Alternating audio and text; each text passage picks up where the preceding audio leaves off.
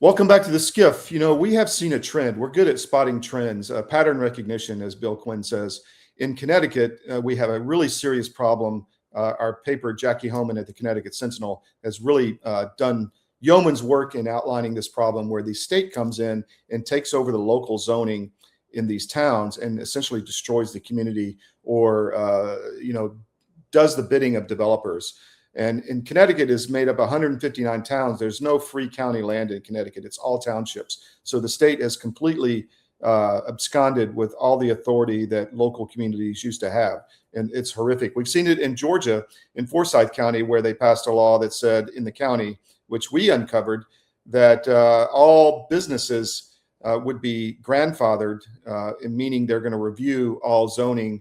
And if you're not using the land that you've owned for 100 years, the way the county likes it, they're going to take your land from you and change the authority to control the land. So this is horrific. It's un-American. It's Marxist, and it is government tyrannical globalist control. So when we heard that Maryland was having some of the same issues, I said I got to get Jan Greenhawk on. So here she is. Jan, how are you doing this morning? I'm doing great. How are you doing, Todd? Can you hear me? I can. Well, can you thank hear you. me? Okay. Yeah, I can. Yes. I think we have a little delay, but so tell me, what is going on in Maryland?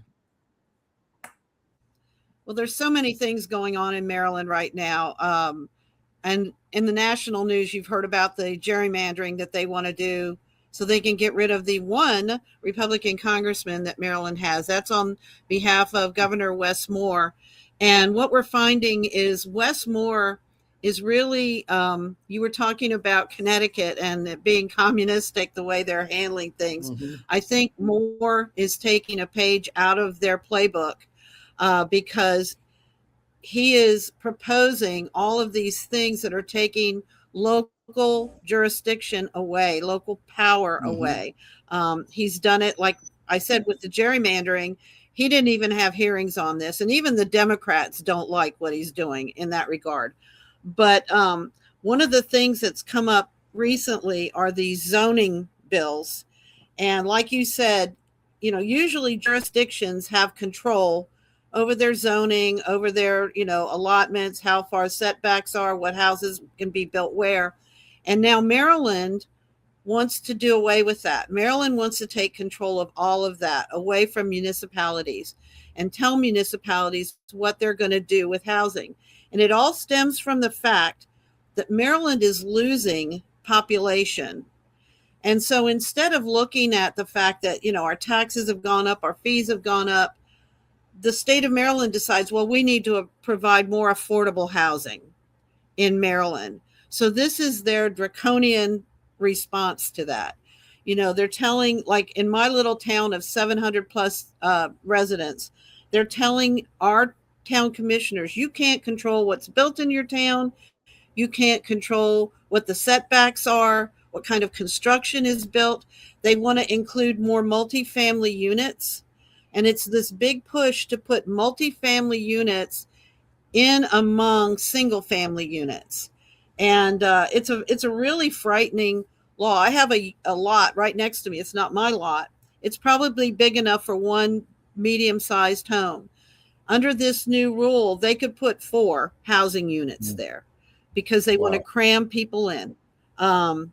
So it's really insanity. And it's right. It's right up there with the World Economic Forum, eat the bugs, live in the pod. I mean, they want to cram all these people mm-hmm. in and destroy and just have slaves living in these tiny little houses everywhere and get rid of all the single family homes, the local feel, the culture, the history, the ancestry that populations have in these areas, right? Yeah, and it's actually going to be in my particular area. I live on Maryland's Eastern Shore, and we have a significant stormwater flooding problem, tidal flooding problem. And if they cram all of this development into our area, it's going to make that worse. And it's going to make it harder for municipalities to try to deal with that. But they don't care about that. Mm-hmm. They only care about cramming more people in. And, I live in a fairly rural area. So if you start putting all these houses here, you're going to take away the complete nature of this area.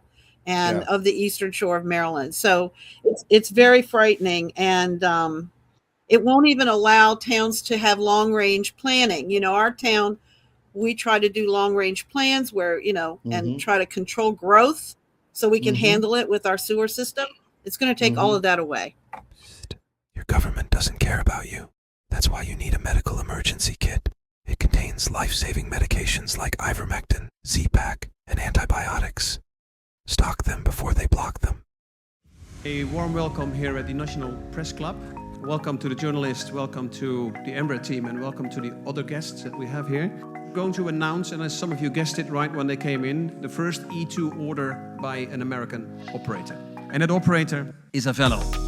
We believe this is really a strategic shift to unlock profitability for the customer. I'm very pleased that we have Andrew Levy here as the CEO of Avello, and I'm very pleased to give the stage to share a little bit more about what Avello is going to do with the E2 195. Thank you very much.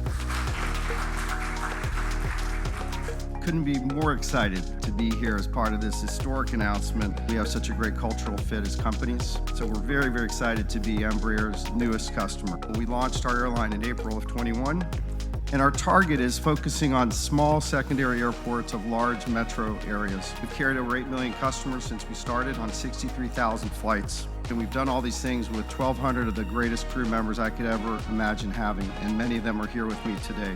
This is the right airplane for us. It's going to open up opportunities for us that no other aircraft can serve. The best thing about the airplane, of course, is you will not find a middle seat on this airplane. It doesn't exist. We won't have any to offer. It's going to be the best cabin in the United States, and we're so excited about that. This is going to elevate our experience to the highest level, and we think our customers are absolutely going to love the airplane.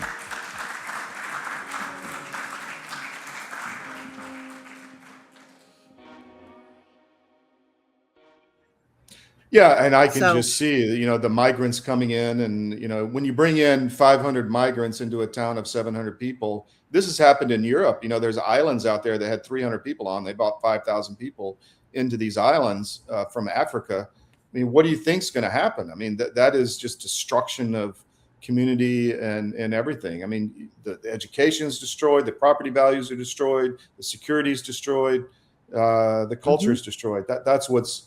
I can see that happening, especially under this. It's already happening in Connecticut. We've seen pictures of, a big, nice home on a few acres. Connecticut had this large lot zoning until recently. So you have these beautiful structures. And then right next door is a 5,000 unit, multi pod house is what I call them. What else is happening? What are the people doing in Maryland to fight this? Or Fight is there any back? hope? Yeah. Well, we are in a supermajority Democrat General Assembly, so it's kind of difficult. But I will say that our conservative Republican, like our Freedom Caucus, they're really fighting hard, and we're trying to help them by, providing testimony. And actually, like I said, a lot of the Democrats don't want this either. I mean, my town is a blue town. There's no doubt. But I guarantee you, none of the people in this town want this zoning rule. They really don't. So I think people are starting to wake up. And Governor Moore, who we all know is potentially running for president, even though he denies it, he thinks this is making him popular, and it's doing just exactly the opposite. I mean, he's already attempted to, gerrymander the state. The State Department of Education is reaching into affairs they have no business reaching into. They're telling county school boards, you can't fire that superintendent. No matter how bad they are, you can't fire them without our approval. They're forcing counties to fund expensive education programs that they cannot afford. For example, we have a school system of 4,500 students. Wednesday night, they proposed a budget of $92 million for a school system with 7 schools and 4,500 students. It's ridiculous, but it's mostly mandated by the state. Yeah. So Jan, tell us what's going on with the Easton Gazette has become quite impactful and kind of the go-to read on the shore, and we're trying to make that more of a DC area paper. What's happening? Are you getting people calling in saying, "Hey, I read this and I really enjoy it"? I mean, what's the feedback on the ground? We get we get a lot of word of mouth feedback. People will Uh-huh. say, I was talking to somebody and they said, oh, that lady in Oxford that writes for the Easton Gazette, or they'll say something about Uh-huh. the Easton Gazette. And Uh-huh. of course, we always say, go here, go to eastongazette.com. And we also tell them go to CD Media, because you will get stories there you won't get anywhere else. So we do get a lot of traction locally and statewide. And we have, like I said, representatives will call me and say, hey, we've got something that we think you need to report on, like the Mm-hmm. Maryland Freedom Mm-hmm. Caucus, Mm-hmm. and so it's growing. We're getting there. We need more writers, though. Yes. It's Yeah. So overwhelming at times. let's put out a call here. I feel your pain on being overwhelmed, but let's put out a call to the writers in Maryland, up and down the shore, in Washington D.C., Virginia, any of that area. If you want to write, contact us at the eastongazette.com or at cdm.press, and we'll connect you with Jan.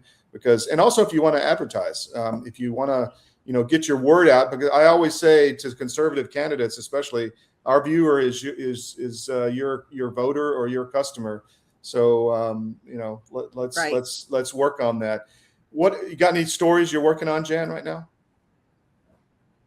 Well, we're working on the school budget here in Talbot Mm-hmm. County, which I said was 92 million. It really plays out to 100 million. So we're talking about that with people, because people don't realize that's happening. We're talking about a grading policy they're trying to institute in our county, where a kid can walk into class, sit down, do nothing, and get a 50% grade.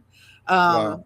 They have, yeah, it's crazy. And that they don't have to turn their work in on time, because there's no penalty if you turn in late work. So, Todd, that doesn't work in the real world. No, it doesn't. We had Governor Moore down in Dorchester County last night. He did an interview with CBS, and there were quite a few protesters there with the No More crowd. It's our new thing in Maryland, No More, or Less More, because his name's Wes Moore, so we call him Less More. But they bust in supporters for him, which was quite interesting. So there's a lot going on here in the state. Like I said, the state General Assembly, my friend who's a delegate, he said, I've never seen it like this before. It's insane. And Wow. we do call it the General Insane Asylum in Maryland when we talk about the General Assembly. So, but yeah. We want to have you back down the road and find out what's going on in this very important, the cradle of liberty. So thank you very much for coming on. All right. Thank you, Todd. Take care.